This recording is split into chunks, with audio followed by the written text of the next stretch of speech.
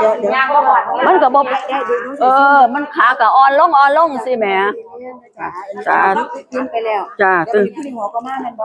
อมไว้ให้มันละลายในปากเบิดเม็ดนั่นแหละจังไปกินน้ำตามนะคะสิท้ายออกกันเดี๋ยวหนูขออนุญาตนั่งนี่แล้วบัดนี้กินเลยบ่จ้าอมเลยค่ะอมไว้บ่ยำอมไว้บ่ยำเลยนั่งน้ำกันเลยค่ะโอเคแล้วเอายาเม็ดพารามาให้คุณยายยาอยู่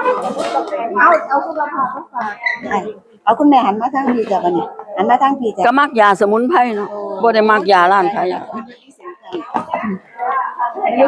สิว่าจังไดล่ะเดี๋ยวหนูสิถามแม่สวัสดีค่ะสวัสดีค่ะคุณแม่ชื่อว่าจังไดค่ะชื่อแม่เทพอายุเท่าใดคะอายุ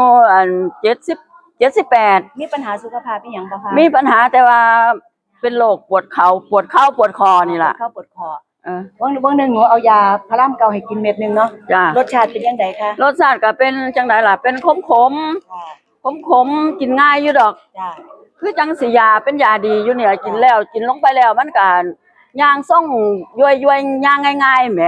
ย่างบ่เจ็บบ่กองอีหยังแล้วเมื่อกี้กินน้ำตามลงไปขับถ่ายบ่ค่ะบ่ทันทายเนาะแต่ว่ามัน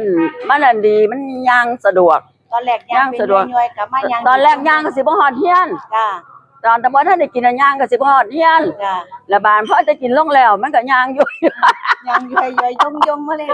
มาหาหมู่นี่บ่ติจ้าหัวเราก็เสียงดังแม่เนาะจ้าอันนี้กินหลังอาหารเช้าแรงเด้อค่ะเด้อมันสินอนหลับสบายค่ะหลังอาหารบ่หลังอาหารเช้าเย็นหรือว่าท้องว่างก็กินได้คนที่เขาป่วยหลายๆเขาสิกินเทื่อละ2เม็ด4เม็ดก็ได้เพราะเป็นหาอันนี้ทดลองหนูก็เลยให้กินเทื่อละเม็ดบัดนี้ถ้าว่าโอ้มันคือดีก็มันบ่มีมันดีก็สิกินต่อไปเรื่อยๆกินเป็นกระปุกก็ได้เนาะโอ้สำหรับวันนี้ขอบคุณหลายๆสาธุ